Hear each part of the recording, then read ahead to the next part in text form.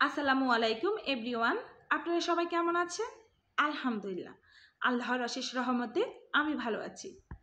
আবারও হাজির হয়েছি প্রতিদিনের মতো আপনাদের কাছে নতুন একটি ব্লগ ভিডিও নিয়ে। আশা করি ভালো লাগবে, না টেনে পুরো ব্লগটি দেখবেন।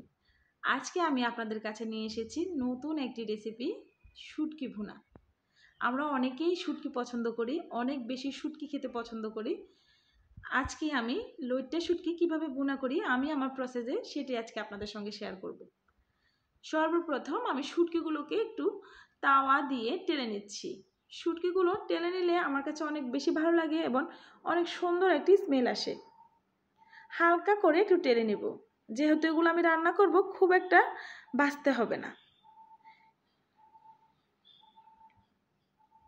শুটকির উপর দিয়ে একটু ধোয়া আসলে বা নাকের কাছে একটু স্মেল আসলে বুঝতে পারবেন একটা শুটকি টালা হয়ে গেছে।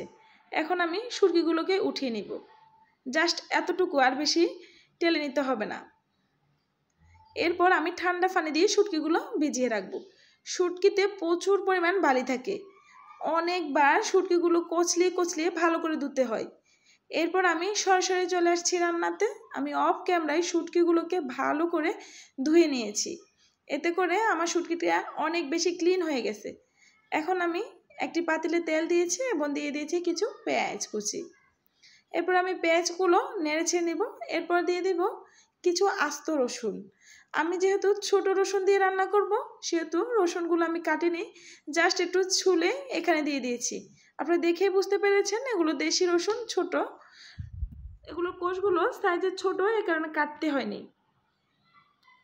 এরপর দিয়ে দিব স্বাদ মতো লবণ। লবণ দেওয়াতে পেঁয়াজগুলো হালকা নরম হয়ে আসে এবং খুব তাড়াতাড়ি ভাজা হয়। এরপর আমি নেড়ে ছেড়ে নেব ভালো করে।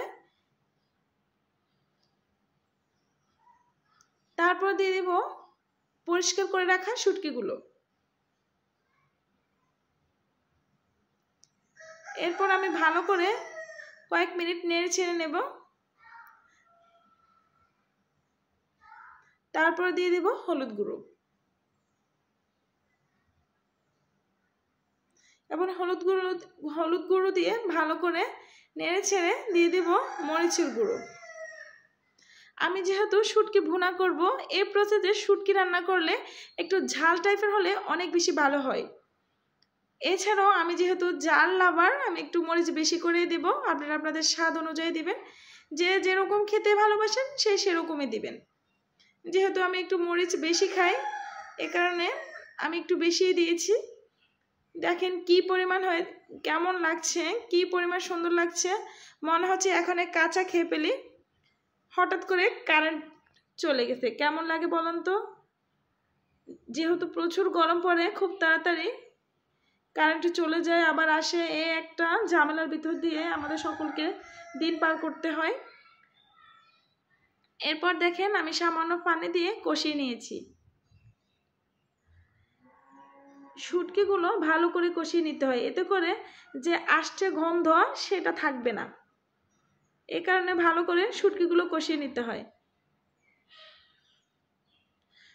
শুটকি রান্না করাতে শুটকির পরিমাণ, রসুনের পরিমাণ যদি সমান হয়, এতে করে স্বাদ আরও দ্বিগুণ বেড়ে যায়, অনেক বেশি মজা লাগে। এরপর দেখেন কষানোর মধ্যেই আমার রসুনগুলো প্রায় সিদ্ধ হয়ে গেছে। এখন আমি যে পরিমাণ পানি দিছি, এই পরিমাণ পানির মধ্যে আমার শুটকি ভুনা হয়ে যাবে। দেখেন কি পরিমাণ লোভনীয় লাগছে, জাস্ট ওয়াও। অনেকে শুটকি খেতে খুব বেশি পছন্দ করে, আমি তো খুব বেশি পছন্দ করি। আমার কাছে অত্যন্ত ভালো লাগে, হোক সেটা শুটকি ভর্তা বা শুটকি পাতুরি, যেটাই হোক না কেন। এখন উপর দিয়ে দিয়ে দিয়েছি ধনে পাতা। যেহেতু এগুলো কি ধনিয়া যেন বলে, এগুলো সিদ্ধ হতে একটু সময় লাগে। ধনিয়া পাতা ছাড়া শুটকি ভুনা করলে একদম অপরিপূর্ণ থাকে। ধনিয়া পাতা দিলে স্বাদ আরও দ্বিগুণ বেড়ে যায়। এরপর আমি ঢাকনা দিয়ে ডেকে দিব, এতে করে ধনিয়া দিয়ে স্মেলটা ওটা রান্নার সঙ্গে ভালো করে মিশে যাবে। এখন ফাইনালি আমার রান্নাটা হয়ে গেছে। আর একটু শুকালে আমি রান্নাটা জাস্ট আমার হয়ে যাবে, নামিয়ে নেব। এইভাবে রান্না করে বাসায় খাবেন, সত্যি এত মজার হয় গরম ভাতের সঙ্গে, জাস্ট ওয়াও, অসম্ভব মজার এই শুটকি পাতুরি।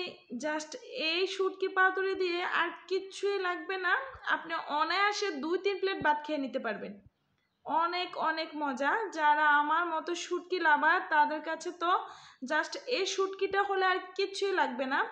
দেখেন অসাধারণ এই শুটকি ভুনা, দেখে কেমন জিভে জল এসে যায়, মনে হচ্ছে আর কিছুই লাগবে না, অত্যন্ত মজা হয়।